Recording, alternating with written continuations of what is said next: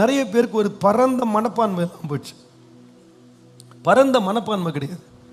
நான் ஊழியத்தோட பார்க்குறேன், நிறைய எரிச்சல்லாம் நிறைய பேர் எழும்பிடுவாங்க, நிறைய பேர் கோபமாயிடுவாங்க. ஒருத்தருக்கு ஒரு சான்ஸ் கொடுத்துட்டா போதும், மற்றவங்க முகத்தை பார்க்கணுமே, நீங்கள் கருகி போய் சுண்டி விட்டீங்கன்னா அப்படியே விஷத்தை கக்கிடுவாங்க. அப்படியே அவங்க முகம் எல்லாம் பார்த்தீங்கன்னா ஈ ஆடாது. இவங்களுக்கு எப்படி சான்ஸ் கொடுத்தாங்க? இவன் எப்படி மேலே வந்தான், இவன் எப்படி மேலே வந்தான்? ஏன் இந்த புத்தி உள்ள இறங்கி இருக்கு, இந்த விஷம் உள்ள இறங்கி இருக்குன்னா அவங்களுக்கு தெரியல, இவர்களை விட என்னை ஆசீர்வதிக்க ஒரு பெரிய தேவன் இருக்கிறார் மறந்துட்டாங்க. அவங்களுக்கு என்னன்னா, ஐயோ நமக்கு வராம அவனுக்கு போயிடுச்சே, நமக்கு வராம அவளுக்கு போயிடுச்சே. ஒருத்தர் பயன்படுத்தப்பட்டா போதும், அவ்வளவுதான். அவங்களுக்கு ஒரே எரிச்சல் ஆயிடுறாங்க, பொறாமையாயிடுறாங்க, கோபமாயிடுறாங்க, படபடப்பாயிடுறாங்க.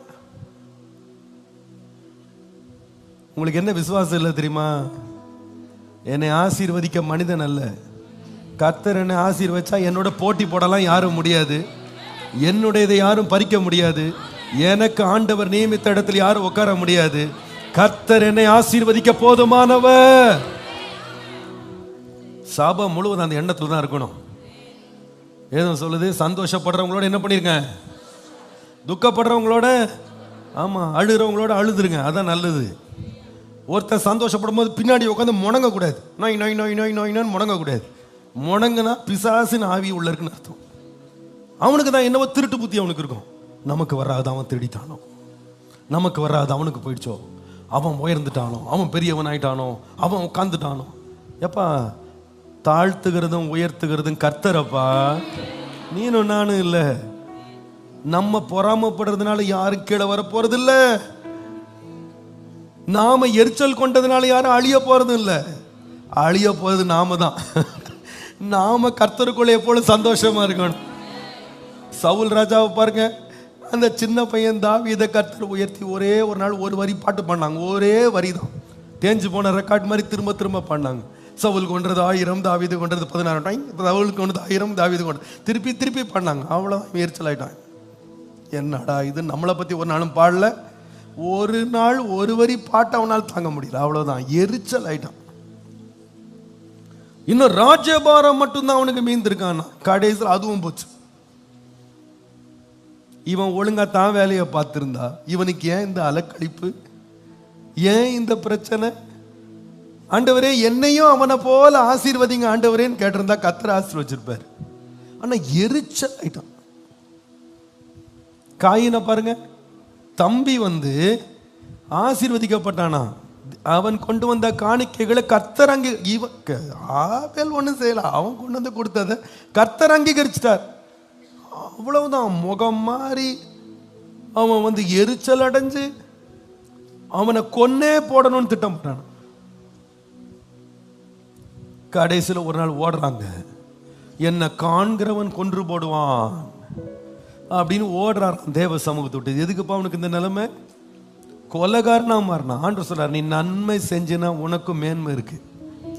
அப்ப நீங்க என்ன பண்ணணும்? நம்ம மேல வர முடியலன்னா என்ன பிரச்சனை, என்ன தவறு, நம்ம சரி பண்ணணும். கர்த்தர்ட்ட மனம் திரும்பணும். நம்ம தவறா கொண்டு வந்திருந்தா சரி பண்ணணும். நம்ம இருதயம் சரிலாம் சரி பண்ணணும்னா கர்த்தர் உயர்த்தி இருப்பார். முகதாட்சியம் பண்ணாதவர் அவர், நீதியாய் தீர்ப்பு செய்கிறவர். கர்த்தர்ட்ட போயிருந்தா கர்த்தர் உயர்த்திடுவாரு. அதை விட்டு என்ன நினைச்சான் தெரியுமா? நமக்கு போட்டியா இவன் தான் இருக்கிறான், இவனை காலி பண்ணா நம்ம தான் வேற முடிசூடா மன்னனா மாறிடுறான் நினைச்சான். எல்லாம் போச்சு. விசுவாசிகள் நல்லா கவனிக்கணும். உங்க வீட்லையும் சரி, உங்க வேலை ஸ்தலத்திலையும் சரி, ஊழியத்திலையும் சரி, உயர்த்தப்படுகிற எந்த மனுஷனை பார்த்து நமக்கு எரிச்சல் வரவே கூடாது. நல்ல ஒரு ஆமேன்னு சொல்லுங்க. ஆமா, மனசுல ஒரு சின்ன கசப்பின் வேர் வந்துச்சு, ஆவியானவர் வந்து ரொம்ப துக்கப்படுவார். அவருடைய கிரியை உங்க வாழ்க்கையை ஸ்டாப் ஆயிடும். எளியவனை கூட தூக்கி மேல உட்கார வைப்பார் ஆண்டவர், சிறியவனை தூக்கி உட்கார வைப்பார். யார் எழும்பி தேவனால் பயன்படுத்தப்பட்டாலும் ஒரு நல்ல விசுவாசி கர்த்தருக்கு நன்றி சொல்லி கர்த்தரை புகழ்ந்து கர்த்தரை ஸ்தோத்திரம். ஹல்லேலூயா. எனக்கு ரொம்ப சந்தோஷம். இன்னைக்கு மாலையில் யார் வர்ஷிப் நடத்த போறா? அதெல்லாம் தெரியாது. ஆனால் காலைல ஒரு விருப்பம் போட்டேன், இன்றைக்கி நம்ம சர்ச்சு கொயர் எல்லாம் சேர்ந்து நீங்கள் உங்களுக்கு ஒரு சான்ஸ் கொடுக்குறேன், நீங்கள் எல்லாம் வர்ஷிப் நடத்துங்க. இவங்க ஆரம்பித்த பிறகு தான் நான் பார்த்தேன், எனக்கு ரொம்ப சந்தோஷமாக இருந்தது. நான் ஃபஸ்ட்டு யோசித்தேன், இவங்கெல்லாம் ஆராதனை நடத்த நம்ம சர்ச்சில் என்ன பண்ணுவாங்க, ஜனங்கள்லாம் ஆராதிப்பாங்க. கொஞ்ச நேரத்தில் அப்படியே க்ரௌடை காமிச்சாங்க. எனக்கு பார்த்து ஒரே சந்தோஷமாயிட்டேன். ஜனங்க வந்து யார் நடத்துகிறானே யோசிக்கல, அவங்க கர்த்தரை ஆராய்ச்சிட்டு இருந்தாங்க. அல்லேலூயா. எனக்கு அப்படியே உள்ளமே பூரிச்சிருச்சு. பரவாயில்ல ஆண்டவரே, இப்படிப்பட்ட ஒரு முதிர்ச்சி எங்கள் சபையில் கொடுத்துருக்கீங்களே, இப்படிப்பட்ட ஒரு நல்ல ஒரு இருதயத்தை எங்கள் ஜனங்களுக்குள்ளே கொடுத்துருக்கிறீங்களே, ஒரு தாழ்மையை கொடுத்துருக்கிறீங்களே, தேவன் மேல கண்களை வைக்கிற ஒரு இருதயத்தை கொடுத்துருக்கிறீங்களே, அதற்காக கோடி ஸ்தோத்திரம் ஆண்டவரே, கோடி ஸ்தோத்திரம் ஆண்டவரேன்னு கர்த்தரை ஸ்தோத்திரம் பண்ண. எனக்கு அவ்வளோ மகிழ்ச்சி, எனக்கு அவ்வளோ. என்னுடைய வாழ்க்கையை நான் பார்த்துருக்கேன். என்னுடைய வாழ்க்கையில் நான் ஆசீர்வதிக்கப்பட்டதுக்கும் நான் ஆசீர்வாதமாக இருக்கிறதுக்கு ஒரு காரணம், என்னை விட அனுபவத்தில் குறைஞ்சிருப்பாங்க, ரொம்ப இப்போ தான் தக்கி தடுமாறி மேலே வருவாங்க. ஆனால் ஒவ்வொருத்தரும் என்கரேஜ் பண்ணுவேன், நல்லா செய்ப்பா, நல்ல செய்.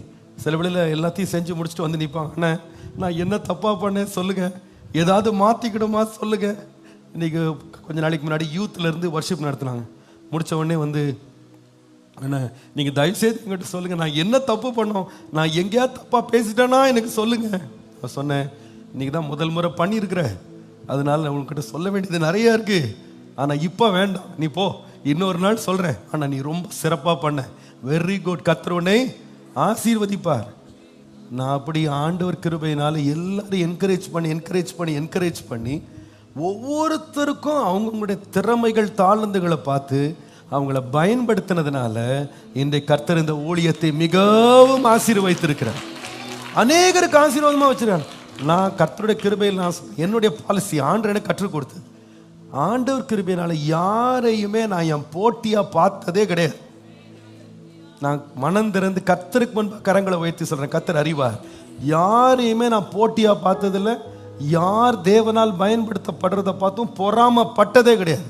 அதற்கு பதிலாக ஒரு கிருபை இருக்கு நான் பார்த்துட்டேன்னா அவங்கள தட்டி ஓரம் கட்டணும்னு நினைக்க மாட்டேன், கூப்பிடுவேன். ஏப்பா உனக்கு இந்த கிஃப்ட் இருக்கு, உனக்கு இந்த கிருபை இருக்கு, நீ வா என்னோட வந்து நீ என்ன பண்ணு, ஊழியம் செய், நல்லா இந்த திறமை எடுத்து பயன்படுத்து, ஆசீர்வாதமா இரு. எனக்கு ரொம்ப சந்தோஷம் உன்னை பயன்படுத்துறேன். கொஞ்சம் பேர் தான் கை தட்டுறீங்க. அல்லேலூயா. உங்க இருதயம் அப்படி இருக்கணும். ஒவ்வொரு நாள் நிறைய பேர் வந்து வர்ஷிப் நடத்தினாங்க. யாரும் பெர்ஃபெக்ட் இல்லை. நானும் என் தொண்டை பேசுகிற பேச்சா பார்த்தீங்களா நீ இப்படி ஆகிப்போச்சு. யாரும் பெர்ஃபெக்ட் இல்லை. ஆனால் நீங்கள் எப்படி இருக்கணும்னா முடிச்சுட்டு வந்த உடனே சூப்பர், வெரி நைஸ், உன்னை உற்சாகப்படுத்துகிறேன், நீ நல்ல கர்த்தருக்கு எழுப்பி பிரகாசிக்கணும். எப்படி இருக்கக்கூடாதுன்னா, உன்னை எப்படி விட்டாங்க, நான்லாம் உட்காந்துருக்கேன், நீ எப்படி மேலே போன? நோ, உங்களுக்கு தெரியணும், ஆசீர்வதிக்கிறவர் கர்த்தர், மனுஷன் அல்ல. கர்த்தரே உயர்த்துகிறா, கர்த்தர் உயர்த்துகிறா.